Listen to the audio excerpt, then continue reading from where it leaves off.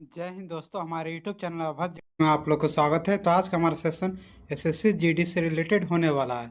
जैसे कि आप लोग को पता है कि अभी एसएससी जीडी का एग्ज़ाम चल रहा है। तो आज जो 5 फरवरी का एग्ज़ाम हुआ है उसमें थर्ड शिफ्ट में जो भी क्वेश्चन पूछा गया तो मैं उन सभी क्वेश्चन का आज एनालिसिस कराने वाला हूँ। तो हमारे वीडियो को लास्ट तक जरूर देखिएगा। और यदि आप लोगों का अभी तक एग्ज़ाम नहीं हुआ है तो आप लोग चैनल को जरूर सब्सक्राइब करके रख लीजिएगा, क्योंकि मैं डेली जो कि है एग्ज़ाम का एनालिसिस करवाने वाला हूँ।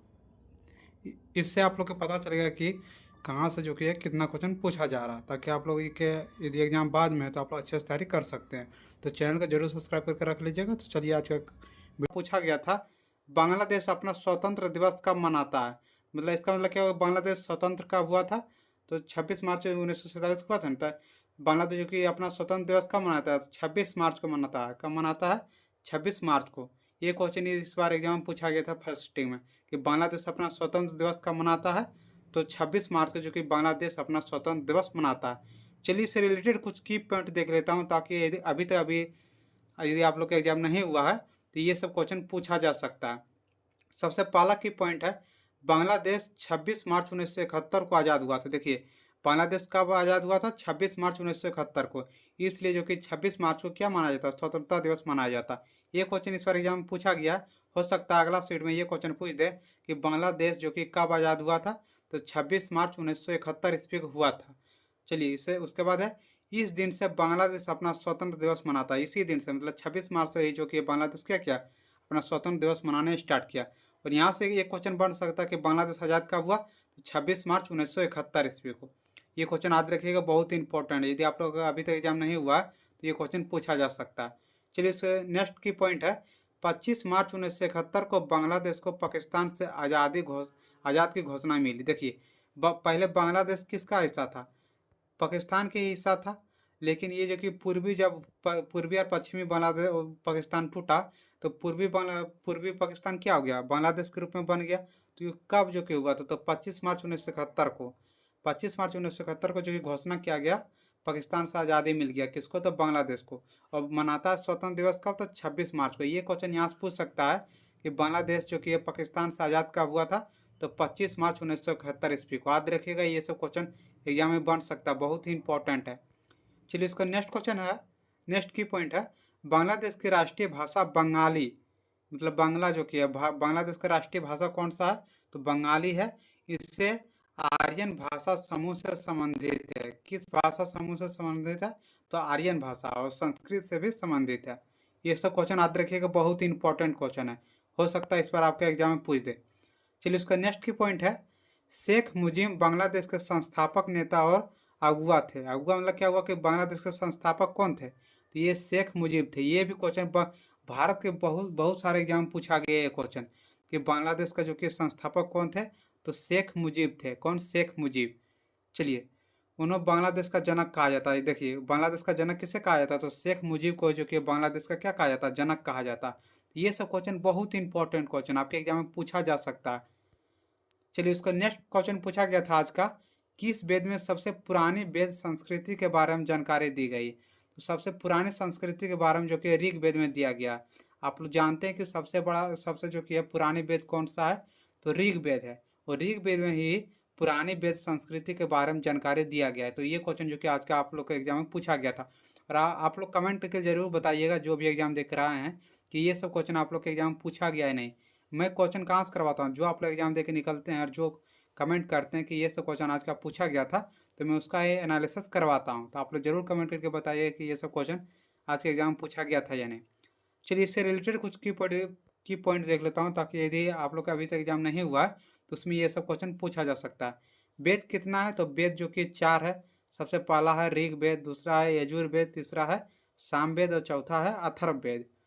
उसका नेक्स्ट की पॉइंट है, ऋग्वेद सबसे प्राचीन तथा प्रथम वेद है। देखिए, ये क्वेश्चन आप लोग को पहले बताए थे, सबसे प्राचीन वेद कौन सा है? ऋग्वेद। और यहाँ से क्वेश्चन और पूछ सकता है कि सबसे प्रथम वेद कौन सा है। तो सबसे प्रथम वेद भी जो कि ऋग्वेद है, और सबसे प्राचीन वेद भी जो ऋग्वेद है। ये सब क्वेश्चन याद रखिएगा, बहुत ही इंपॉर्टेंट क्वेश्चन है, बहुत बार ये सब क्वेश्चन है एग्जाम पूछा जाता है। उसका नेक्स्ट की पॉइंट है, साम वेद इस वेद का प्रमुख विषय उपासना है। देखिए, यहाँ से क्वेश्चन पूछा जाता है कि उपासना जो कि किस वेद का सबसे प्रमुख विषय है। तो किस वेद का हो जाएगा? साम वेद का।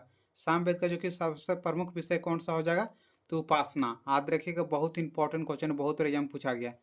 चलिए उसके बाद नेक्स्ट क्वेश्चन पूछा गया था आज का, गरबा किस राज्य का लोक नृत्य है। देखिए आप लोग को मैं कल है बताया था ना, जो एमटीएस का मैं करवा रहा था प्रैक्टिस सेट, उसमें ये क्वेश्चन बताए थे कि गरबा किस राज्य का लोक नृत्य है, तो गुजरात का। गो से गुरु, गो से गुजरात, गो से गरबा। आप लोग को मैं कल ट्रिक से बता रहे थे कि गो से गुजरात, गो से गरबा। तो गरबा जो कि किस राज्य का लोक नृत्य है, तो गुजरात का है। देखिए आप लोग को मैं पहले भी बताया हूँ कि नृत्य से इस बार क्वेश्चन पूछा जा रहा है। हर एक सीट में जो कि नृत्य से ये क्वेश्चन पूछे जा रहे हैं, तो आप लोग नृत्य करके जरूर जाइए। यहाँ से क्वेश्चन बहुत सारे एग्जाम में क्वेश्चन बन रहा था, आप लोग जरूर करके जाइएगा नृत्य का। चलिए इससे रिलेटेड कुछ की पॉइंट देख लेता हूँ, जो ताकि आपके एग्जाम में जो होने वाला है इसमें ये सब क्वेश्चन पूछा जा सकता है। सबसे पहला असम। असम का लोक नृत्य कौन कौन सा है, बिहू है, बिछुआ है और नागा नृत्य है। इसमें दो को याद रखिएगा, असम का लोक नृत्य एक बिहू और दूसरा नागा नृत्य। ये दोनों क्वेश्चन बहुत एग्जाम पूछा गया। उसका नेक्स्ट राज्य है उत्तर प्रदेश। उत्तर प्रदेश का कौन कौन सा है, पहला है नौटंकी, दूसरा है रासलीला, तीसरा है काजरी। काजरी और नौटंकी जो कि बहुत बार पूछा गया कि उत्तर प्रदेश का लोक नृत्य कौन सा है, तो नौटंकी, रासलीला और क्या है, काजरी। उसका नेक्स्ट है राजस्थान। राजस्थान का लोक नृत्य कौन कौन सा है, तो झूलन लीला। उसका नेक्स्ट है घूमर, दूसरा है क्या है, ननी पनिहारी। पनिहारी, देखिए पनिहारी वाला बहुत बार पूछा गया कि राजस्थान का लोक नृत्य कौन सा है, तो पनिहारी, झूलन और लीला, घूमर। ये सब क्वेश्चन याद रखिएगा, बहुत इंपॉर्टेंट क्वेश्चन है। चलिए इसका नेक्स्ट राज्य है गुजरात। देखिए यहीं से क्वेश्चन पूछा गया, गुजरात। गुजरात का कौन कौन सा लोक नृत्य है, तो गरबा और डांडिया। डांडिया याद रखिएगा, डांडिया पहले पूछ दिया एमटीएस के एग्जाम में, तो इस बार गरबा पूछा है। तो ये इसी नृत्य से क्वेश्चन पूछा जा रहा है, आप लोग नृत्य करके जरूर जाइए। उसका नेक्स्ट राज्य है बिहार। बिहार में कौन कौन सा है, तो जटा जटिन और विदेशिया। ये दोनों जो कि बिहार का लोक नृत्य प्रमुख माना जाता है। कौन कौन सा, जटा जटिन और विदेशिया, जो कि बिहार का प्रमुख लोक नृत्य है। उसका नेक्स्ट है तमिलनाडु। तमिलनाडु का लोक नृत्य कौन सा है, तो करगट्टम। ये भी बहुत इंपॉर्टेंट है, याद रखिएगा, ये क्वेश्चन हो सकता है अगला सीट में पूछ दे कि तमिलनाडु का लोक नृत्य कौन सा है, तो करगट्टम, जो कि तमिलनाडु का लोक नृत्य है। चलिए उसका नेक्स्ट क्वेश्चन पूछा गया था, पंडित रविशंकर किस वाद्य यंत्र से संबंधित है, तो पंडित रविशंकर जो कि है सितार से संबंधित है। किससे है, सितार से। पूछेगा पंडित रविशंकर किस वाद्य यंत्र से संबंधित है, तो सितार से संबंधित है। चलिए कुछ की पॉइंट देख लेता हूँ जो आपके एग्जाम के लिए बहुत इंपॉर्टेंट है। यदि आप लोग का अभी तक एग्जाम नहीं हुआ है तो उसमें ये सब क्वेश्चन पूछा जा सकता है। सबसे पहला की पॉइंट है हरिप्रसाद चौरसिया। हरिप्रसाद चौरसिया किस वाद्य यंत्र से संबंधित है, तो बांसुरी। बांसुरी के लिए कौन प्रसिद्ध है, तो हरिप्रसाद चौरसिया। याद रखेगा, बहुत इंपॉर्टेंट है। उसका नेक्स्ट है पंडित रविशंकर।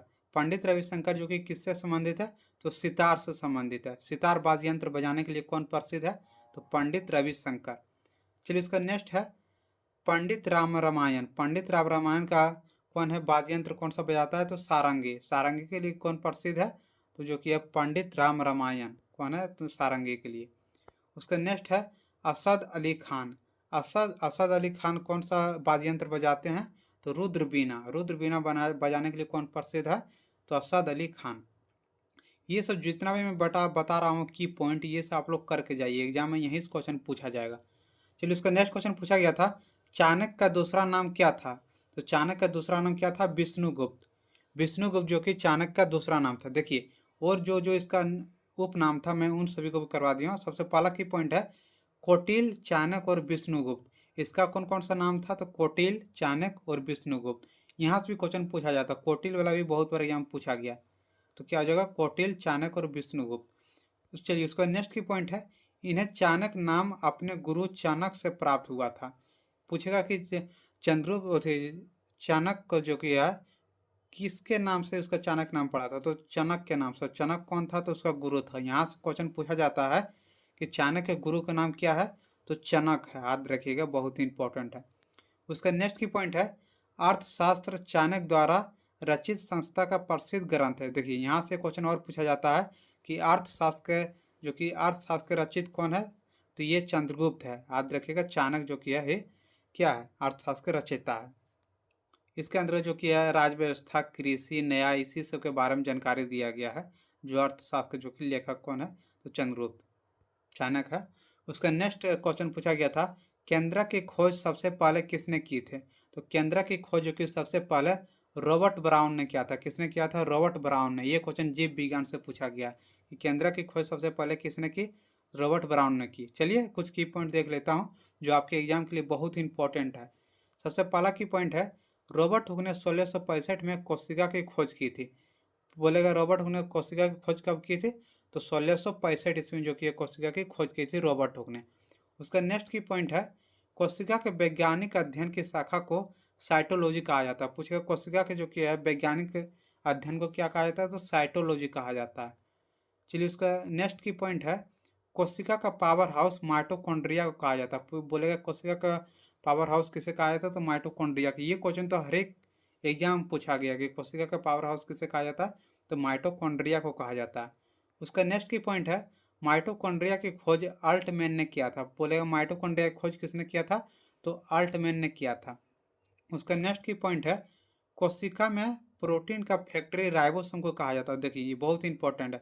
बोलेगा कोशिका में प्रोटीन का फैक्ट्री किसे कहा जाता है? तो राइबोसोम को जो कि कोशिका में प्रोटीन का फैक्ट्री कहा जाता है। चलिए इसका नेक्स्ट क्वेश्चन है आज का, शरीर का वजन कहाँ अधिकतम होता है? तो पृथ्वी के ध्रुव पर जो कि है शरीर का वजन अधिकतम होता है। आप लोग याद रखिएगा, बहुत इंपॉर्टेंट क्वेश्चन, इस बार क्वेश्चन पूछा गया SSC MTS के। तो चलिए जितना भी अभी तक मुझे क्वेश्चन मिल सका मैं सभी क्वेश्चन का एनालिसिस करवा दिया हूँ। जिस तरह मुझे क्वेश्चन मिलते रहेगा मैं सभी क्वेश्चन का एनालिसिस करवाते रहूँगा। यदि आप लोग का अभी तक SSC MTS का एग्जाम नहीं हुआ है तो हमारे चैनल को जरूर सब्सक्राइब करके रख लीजिएगा। यहाँ पर मैं जितना भी एग्जाम होगा मैं सभी का एनालिसिस कराने वाला हूँ। इससे आप लोग अच्छे नंबर ला सकते हैं कि समझ करके किस टॉपिक से कितना क्वेश्चन पूछा जा रहा है। तो चलिए यदि आप लोग का अभी तक एग्जाम नहीं हुआ तो जरूर हमारे चैनल को सब्सक्राइब कर लीजिएगा। वीडियो लाइक शेयर और सब्सक्राइब जरूर करिए। जय हिंद जय भारत।